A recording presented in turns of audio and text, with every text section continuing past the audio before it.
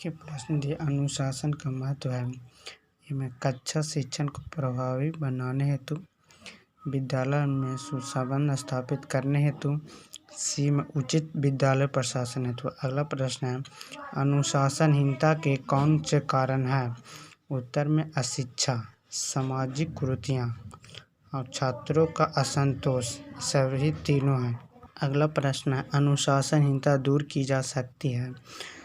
ए में है परीक्षा प्रणाली में सुधार करके, बी में विद्यालय के वातावरण के जैविक और सौहार्दपूर्ण बनाकर, सी में शिक्षक और छात्रों के मध्य व्यक्तिगत संपर्क स्थापित करके। अगला प्रश्न किस आयोग ने शिक्षकों को त्रिमुखी लाभ योजना देने की सिफारिश की थी? उत्तर में माध्यमिक शिक्षा आयोग। किस आयोग ने शिक्षकों को त्रिमुखी लाभ योजना देने की सिफारिश की थी? तो उत्तर में माध्यमिक शिक्षा आयोग। अगला प्रश्न है शिक्षक मानव जाति का कर्ता है, यह मत किसका है? तो उत्तर में जॉन एडवर्ड ने। अगला प्रश्न अध्यापक किस प्रकार के छात्रों में राष्ट्रीय भावना का विकास कर सकता है? तो उत्तर में विभिन्न प्रांतों में भ्रमण और पर्यटन द्वारा, बी में विभिन्न महापुरुषों को बलिदान का पाठ पढ़ाकर, सी में अपने देशों की संस्कृति व सभ्यता का अध्ययन कराकर। तीनों को। अगला प्रश्न है छात्रों के वर्गीकरण के आधार है मानसिक आयु, बी में रुचि, कलानुसार आयु, ये तीनों। अगला प्रश्न किस आयोग ने शिक्षकों की त्रिमुखी लाभ योजना देने की सिफारिश की थी? माध्यमिक शिक्षा आयोग। शिक्षक मानव जाति। अगला प्रश्न है प्रधानाध्यापक में कौन सा गुण होने चाहिए? प्रधानाध्यापक में कौन से गुण होने चाहिए? व्यक्तिगत गुण, व्यावसायिक गुण और प्रशासनिक गुण, तीनों होना चाहिए। अगला प्रश्न है अध्यापक शब्द का भाग निर्णायक होता है, यह किसका कथन है? तो हुमायूं कबीर का जी का है। अगला प्रश्न है विद्यालय की गतिविधि का केंद्र बिंदु है? तो विद्यालय की गतिविधि का केंद्र बिंदु है प्रधानाध्यापक है। अगला प्रश्न है एक आदर्श शिक्षक में कौन सा गुण होना आवश्यक है? एक आदर्श शिक्षक में कौन सा गुण होना आवश्यक है? सामाजिकता। उत्तर में सामाजिकता। बी में अध्ययन प्रेम, नेतृत्व क्षमता, मैंने नेतृत्व का क्षमता होना चाहिए, तीनों। अगला प्रश्न है एक प्रभावशाली शिक्षक, मैंने एक प्रभावशाली शिक्षक अपनी सत्ता का प्रयोग कैसा नेतृत्व प्रदान करके करता है? जनतांत्रिक। उत्तर में जनतांत्रिक। अगला प्रश्न है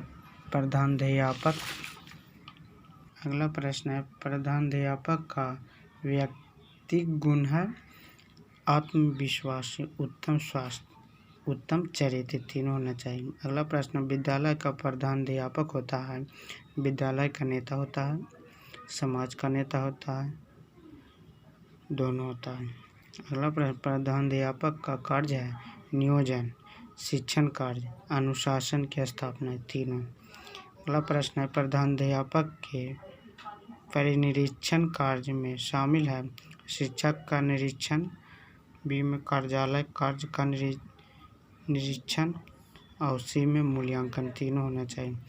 प्रधानाध्यापक के गुण है नेतृत्व की क्षमता, व्यवहार कुशल, दोनों होना। अगला प्रश्न है विद्यालय संगठन के उद्देश्य हैं? तो उत्तर में बालक का सर्वांगीण विकास। विद्यालय संगठन के उद्देश्य है बालक का सर्वांगीण विकास होना चाहिए।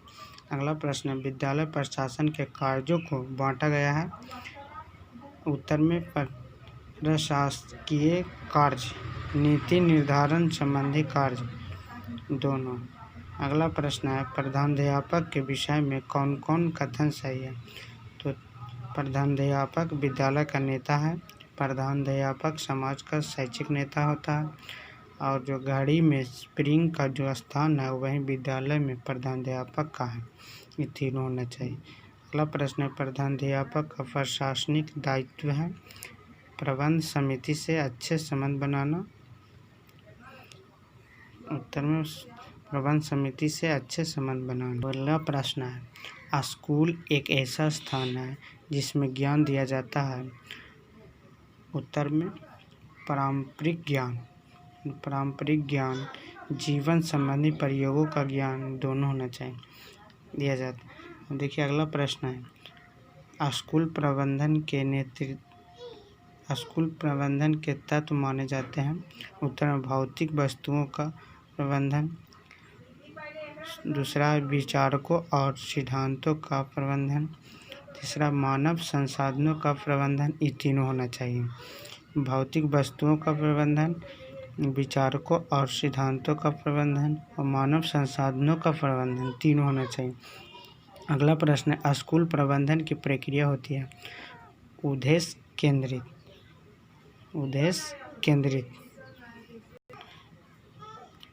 अगला प्रश्न, विद्यालय में नेतृत्व के माध्यम से शिक्षा में गुणवत्ता लाई जाती है कुशल की। अब अगला उत्तर में कुशलता की, निरंतरता की, संतुलन की, तीनों। अगला प्रश्न है, योजना शिक्षा की आवश्यकता होती है। अगला प्रश्न है, योजना शिक्षा की आवश्यकता होती है केंद्रीय स्तर पर।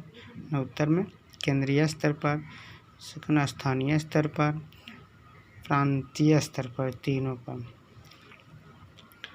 कल का विश्व कौन चलाता है? कल का विश्व कौन चलाता है? तो विद्यालय।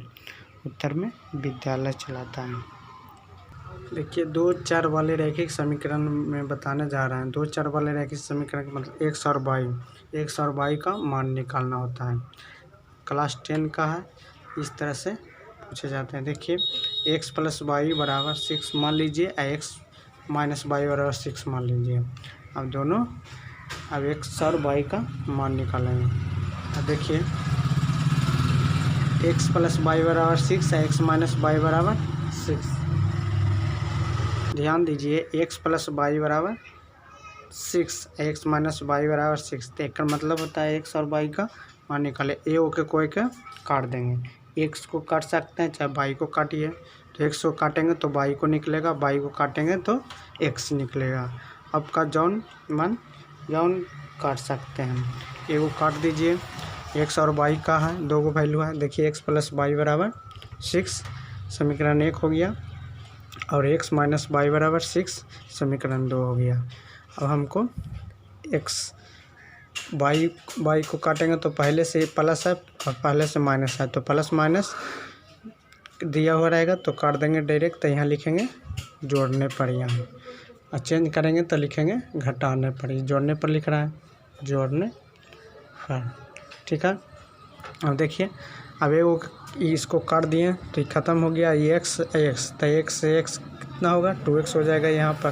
तो 2x = 6 12, मैंने 6 छो 12 हो गया। अब x का मान निकाल दीजिए, तो x के इधर छोड़ देंगे, बाकी को इस साइड कर देंगे। तो देखिए 12 और बटा इधर गुना में, तो इस साइड आके भागा में होता है। ध्यान दीजिए, तो 2 यहाँ चला जाएगा। देखिए, 2 यहाँ 2 से काट दीजिए तो 6 दूनी के 12। तो x बराबर कितना हो जाएगा? 6। अब x बराबर यहाँ पर कितना हो गया? x = 6। अब x का मान निकल गया। दो चर वाले रैखिक समीकरण का मतलब x और y का मान निकालना था, एगो के निकल गया।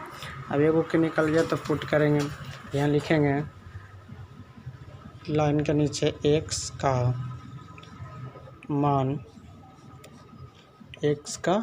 मान समीकरण 1 में रखने पर, लिख दिए लाइन से, x का मान समीकरण 1 में रखने पर। अभी समीकरण 1 ऊपर वाला उतार दीजिए, यहाँ पर जो समीकरण x + y = 6 दिया हुआ है, तो x का मान समीकरण यहाँ 2 लिखते तो सेकंड वाला उतारते। अब देखिए, x + y = 6। अब देखिए, x और पुट करेंगे एक्स बराबर कितना निकला 6, तो यहाँ 6 प्लस वाई बराबर 6, तो वाई बराबर 6 माइनस 6, तो वाई बराबर यहाँ पर 0 हो गया। यहाँ देखिए अब एक्स और वाई का मान निकला है, एक्स प्लस वाई बराबर 6, तो यहाँ इस साइड में तो प्लस पटी साइड में माइनस में हो गया, तो वाई बराबर 0। अब यहाँ नोट में हम लिख सकते हैं जो कन्फर्म होने के लिए गलत बना है कि सही है, तो एक्स वाई को जो मान निकला है दोनों को पुट करेंगे, बराबर 6 आना चाहिए। तो एक्स की जगह पर 6 और प्लस वाई की जगह 0, तो 6 बराबर 6 दोनों इक्वल आ गया, तो कहेंगे सही है। इस तरह से एग्ज़ाम में रफ कॉपी में हम चेक कर सकते हैं। फिर एक बार दोहरा रहे हैं, देखिए एक्स प्लस वाई बराबर 6 है, एक्स माइनस